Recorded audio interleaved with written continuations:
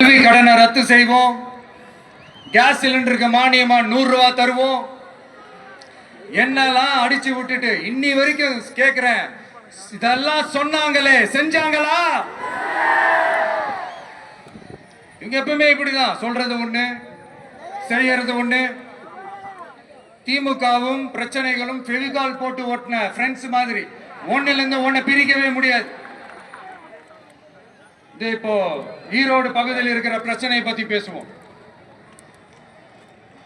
பெரியார் பேரை மட்டும் சொல்லிக்கிட்டு எப்படி அவரோட கொள்கைகளுக்கு எதிராக செயல்படுறாங்களோ அப்படிதான் இந்த மஞ்சள் நகரத்தோட மஞ்சளுக்கும் ஒண்ணு பண்ணல, மஞ்சள் விவசாயிகளுக்கும் ஒண்ணு பண்ணல.